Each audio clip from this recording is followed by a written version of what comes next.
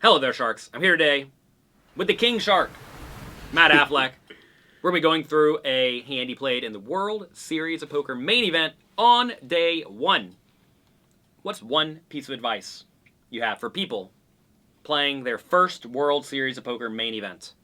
Just play it like you would any other tournament. People try to change. It sounds weird and kind of silly to say, but if you're like, it doesn't make sense to change your strategy for the biggest tournament you're going to play the entire year. You know, if related to sports, they're not going in and changing their whole strategy for the Super Bowl. They're gonna, if you're a running team, you're gonna run the ball. You're not gonna try to throw the ball every play if you're a running team. So, You like sports? yeah. Oh, I didn't know that. We got to get some pictures of him wearing a bunch of sports on our stream. There you go. All right. Today, folds around you. You're going to play normal with pocket jacks. You're not going to limp it. No. You're not going to make it 7x. No. No. Okay. You make a standard raise with the pocket jacks. Folds around to loose opponent in the big blind. This is where it's tough to know, like, how insane is the opponent? Because typically when most live players 3-bet from either blind, especially the big blind in my experience, they are usually not very bluff heavy. Yeah, you're just getting such a good price that a lot of the hands you're supposed to bluff with are also plus EV hands to call with. Like, you're not bluffing with 7 deuce off or whatever. You're going to bluff with, like, Jack 9 suited. But Jack 9 suited's, pretty easy to call with. Especially in this particular tournament. Yes. A lot of people are very likely Small to ball. not 3-bet the hands that are supposed to be 3-bet some portion of the time because they just want to see the flop and not get blown off their hand. Exactly. Which, if you're trying to play well, is an error. Yep. All right. You have pocket jacks. Is this good enough to 4-bet? Probably not. Like, I don't know if he's 3-betting 10s, and so I could be just 4-betting into a range that has me crushed. It's probably not even the worst option here if you just play a pure, like, just only call and never 4-bet. In position is almost, like, you're not going to lose much EV, but, obviously aces and kings, you can put some money into the pot, but it's not even that bad to call here in position because the pot's already going to be so big, and you can get the money in at some point. Right, and if you consider the opponent's range, if it is all the best hands and then maybe some bluffs, well, jacks doesn't actually do all that great against aces, kings, queens, jacks, and ace-king. Yeah. So you actually don't want to be making the pot gigantic in this spot, and we're in position, and we're closing the action, so don't mess it up. Yep. All right, we see the board of 10, 9, 5. All right, he bets 4,500. Not very. I'm already, like, starting to size up. Looks like he's trying to play a big pot here. If he had 10s, he's, beat me now. It's a flop that should be, like, pretty good for my range. Like, all my Broadways have gut shots. I have all the sets, 10s, 9s, and 5s. I have, like, 10, 9 suited. Probably going to have, like, queens, jacks. Maybe I even have kings some point, at some of the time. But, like, yeah. Well, but your opponent doesn't care. He's still betting big. Exactly. So it's tough when you have all the good hands and your opponent's like, that's all right. Yep, I'm just, in position. I'm going to do a lot less raising here than I would out of position because I want to utilize my positional advantage here. So you're probably raising close to nothing here, right?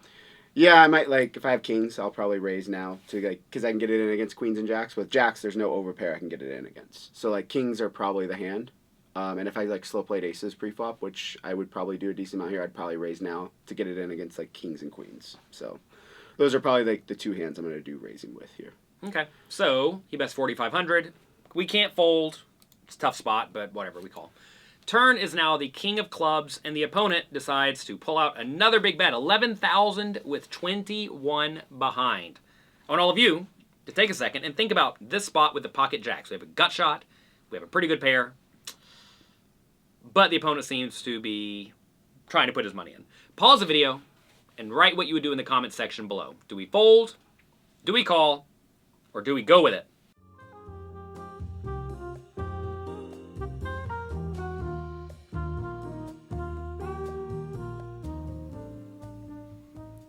All right. Nasty, nasty spot because I'm looking at this loose tag you have on your opponent. What does that mean? Does that mean this guy is going to show up with the ace-6 of hearts? It's potential. I've seen this guy, like, bluff twice on, like, 4-card straight boards, like, Jack 10, 9, 8, where I didn't get to see his hand, but he announced one pair when he got called, making a pretty good bet. So, like, he's capable of finding bluffs in spots that a lot of people won't find bluffs. But he's also, like, flatting. I saw him flat 9-6 offsuit in the small blind. He's definitely, I'm assuming a cash game player that loves to play a lot of pots and loves to fight for pots.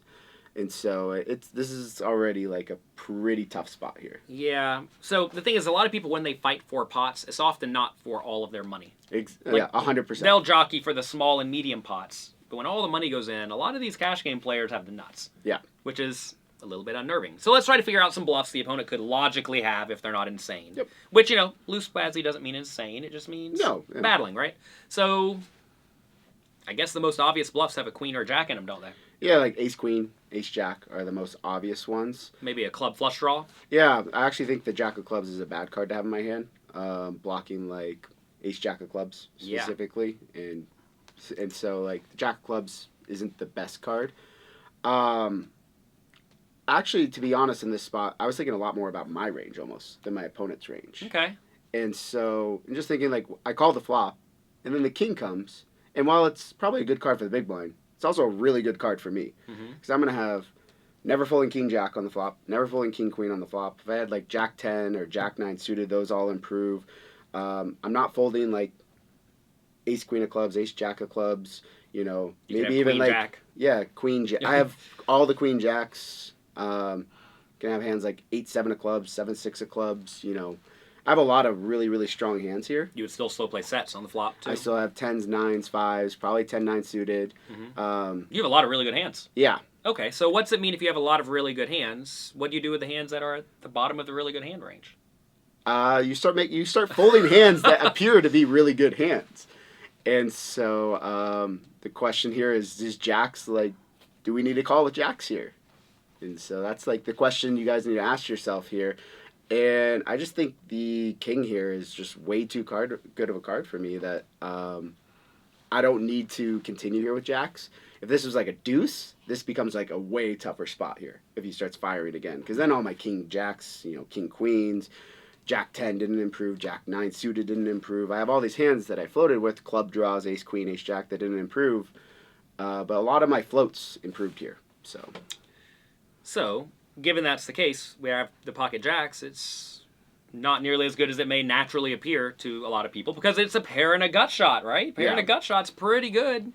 But especially when the opponent bets big on the turn, they're starting to like very much polarize their range. They're not value betting a 9. Yeah. Or even a 10, most likely. That's the other thing. Like, this player isn't betting ace 10 again unless it's ace 10 of clubs. And this is the type of player that's going to, like, push equity with king queen, king jack, which are also like hands maybe that they 3-bet with, and I wouldn't expect like him to check king queen here, or ace king. It's a scary board type of thing. So yeah, I'm basically bluff catching here with little chance to improve, and it's better for me to call here with jack 10 or jack 9 because I actually block some of the value hands. I block like a king 10 suited if you 3-bet with that, or I block pocket 10s or block pocket 9s, which my hand.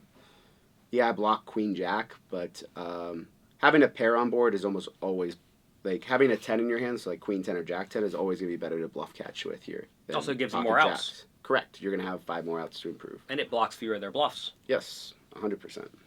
Everything's going for you in those spots. Yeah. So, okay, what if we did have a hand like jack 10 here? We're calling? Yeah, I don't think jack 10 we get a fold here with a pair in our hand. Queen 10 can't fold. I mean, like, I guess it doesn't really matter if we have a pair and a gut shot. Those are all, well, pair on the board and a gut shot. Those are all kind of the same, right? Yeah.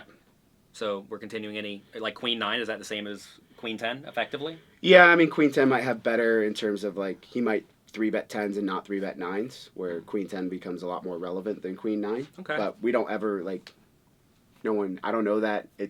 Anyone that says they know that, like, for certain, I think people get a little too certain in their assumptions sometimes. I fully realize I don't know what I'm doing, man. I just show up and try my best.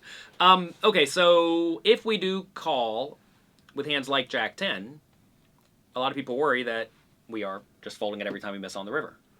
I mean... And that's okay. That's perfectly fine. Because it's now the bottom of your range. Exactly. Right? It's perfectly fine, and a lot of the EV from calling there comes, it's going to go check, check, and he just gives up with ace-queen. Mm-hmm.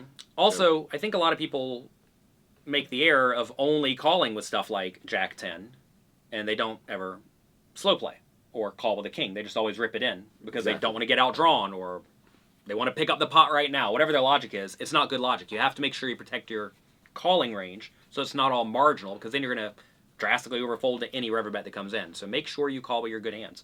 And right here, if you had a set, you'd call the flop for sure. Would we call turn still? Yeah, so I would rather call here with queen jack, but then if I had like king queen, I'd actually go all in maybe, because queen jack doesn't need as much protection, but like king queen needs a lot more protection here than queen jack. So like the hands that you want to shove with are the good hands that need protection, and the hands you want to just slow play with are the good hands that don't need any protection.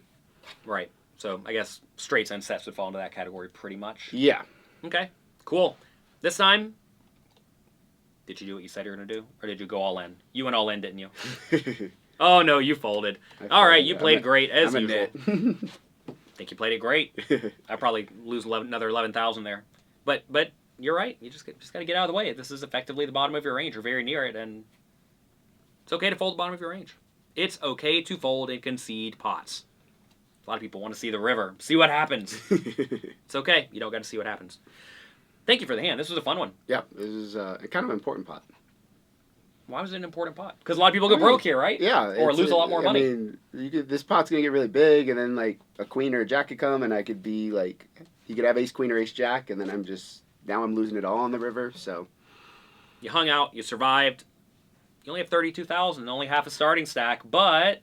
That's actually, I should have mentioned. I have 80,000 in this hand. Oh, sick brag. I just put the effective stack for everyone on the hand. All right, make it easy. You show up and you crush everyone. That's fine, too. That's going to be it for today.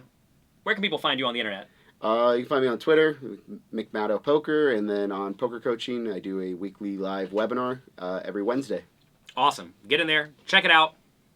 If you enjoyed this, do us a favor. Click the like and subscribe button below and the notification bell. And get in pokercoaching.com and check out the webinars. Have a good day.